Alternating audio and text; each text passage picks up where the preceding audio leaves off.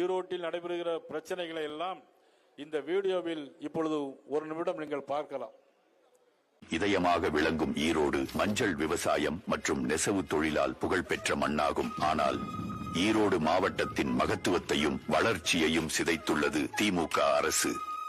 ஜவுளி உற்பத்தி, ஜவுளி சந்தைகள், விசைத்தறி, மஞ்சள் ஆலைகள் உள்ளிட்டவையை சார்ந்தே இந்த மாவட்டத்தின் பொருளாதாரம் இருக்கிறது.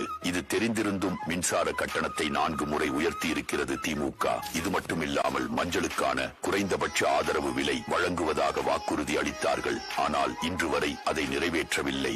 இதனால் 50,000த்திற்கும் மேற்பட்ட மஞ்சள் விவசாயிகள் பாதிக்கப்பட்டிருக்கிறார்கள். அதே போலதான் தேங்காய்க்கும் குறைந்தபட்ச ஆதரவு விலை தருவதாக கூறி தேங்காய் விவசாயிகளை ஏமாற்றினார்கள். சமீப காலமாக கழிவுநீர் மற்றும் தொழிற்சாலைகளின் கழிவுகள் காவிரி நதி மற்றும் காளிங்கராயன் கால்வாயில் கலப்பது மக்களுக்கு பெரும் பிரச்சனையாக இருக்கிறது. சென்னிமலை மற்றும் பெருந்துறை பகுதிகளில் உள்ள குடி தண்ணீர் குடிக்கவே தகுதியற்றது என்ற செய்தி நம்மை துயரத்தில் ஆழ்த்தி இருக்கிறது. இப்ப தண்ணியே கெட்டு போச்சு. எங்க ஊர்ல கருப்பு கலந்து பச்சை கலந்துதான் தண்ணி வந்துட்டு இருக்குது. ஆனா குடிக்க முடியறது இல்ல. குடிச்சாலும் ஸ்மெல் ஜாஸ்தியா இருக்குது. ஏரியாவில் கேன்சர்ஸ் பாத்தீங்கன்னா கண்டினியூவா ரெகுலரா வந்துட்டே இருக்கு. ஜிஹெச் போனீங்கன்னா கேன்சர் கேஸ் தான் ரொம்ப அதிகமா இருக்கு. சமீபமா 60 வயசுக்கு மேல பாத்தீங்கன்னா இருந்தாங்க, இறந்து போயிடுறாங்க.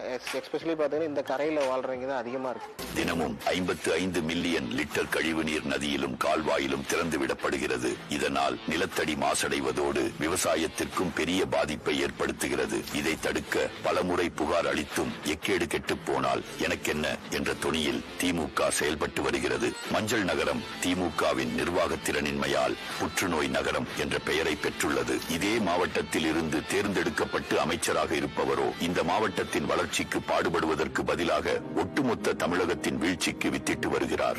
பள்ளி மாணவிகள் ஒரு பீர் பாட்டிலை ஒருவர் மாறி ஒருவர் குடித்து கூச்சலிட்டபடி பயணித்தனர். சில மாணவர்களும் அவர்களுடன் பீர் குடித்துள்ளனர். டாஸ்மாக் மூலமாக பெரிய வருமானத்தை ஈட்ட வேண்டும், அது உயர்த்த வேண்டும் என்ற எண்ணமெல்லாம் இல்லை. டாஸ்மாக் மூலமாக இந்த வருமானம் கிட்டத்தட்ட 36,000 கோடி. இந்த ஆண்டு அது கூடுதலாக ஒரு 4,500 கோடி அதிகமாக இருக்காங்க. உங்களோட வருவாய் அடுத்த ஆண்டு ஒரு 10.2% உயரும் என்று நாங்கள் எதிர்பார்க்கிறோம். 2024-25 நிதியாண்டில் டாஸ்மாக் மூலம் அரசிற்கு ரூபாய் 48,344 கோடி வருவாய் கிடைத்துள்ளதாக தகவல் வெளியாகியிருக்கிறது. ஆண்டுதோறும் டார்கெட் வைத்து தமிழக மக்களை குடிகாரர்களாக்கும் திமுகவின் அசைன்மெண்டை கச்சிதமாக செய்யும் அமைச்சராக மட்டுமே இருக்கிறாரே தவிர ஈரோட்டில் நிலவும் பிரச்சனைகளை பற்றி இவருக்கு துளியும் அக்கறை இல்லை.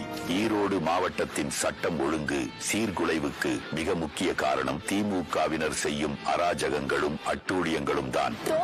கள்ளச்சாராயம் காய்ச்சி முத்துசாமி மற்றும் திமுக கவுன்சிலரான சுரேஷ்குமார் இருவரையும் கைது செய்தனர். சொத்து பிரச்சனையில் திமுக கவுன்சிலர் தனது கூட்டாளிகளுடன் ஒரு குடும்பத்தினரை மிரட்டிய சிசிடிவி காட்சி வெளியாகியுள்ளது. ஈரோட்டில் தீபாவளி சீட்டு நடத்தி பணம் திரட்டிய திமுக பெண் கவுன்சிலர் மேனகா அவரது குடும்பத்தினருடன் திடீரென மாயமானதால் பாதிக்கப்பட்ட பெண்கள் காவல் நிலையத்தில் புகார் அளித்துள்ளனர்.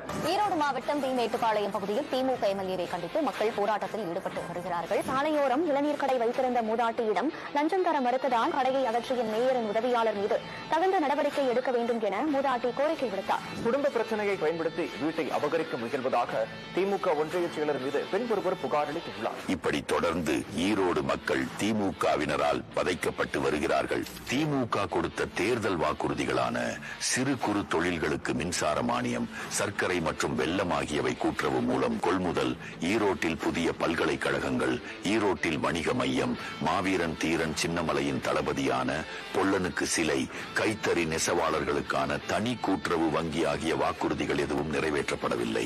தமிழகத்தின் பொருளாதார வளர்ச்சிக்கு பங்காற்றும் மாவட்டங்களில் முக்கிய மாவட்டமான ஈரோட்டின் வளர்ச்சிக்கு தடைக்கல்லாக இருக்கும் திமுகவை தூக்கி எறிவோம். ஈரோட்டின் வளர்ச்சியை மட்டுமே கருத்தில் கொண்டு செயல்படும் தேசிய ஜனநாயக கூட்டணிக்கு ஆதரவு அளிப்போம்.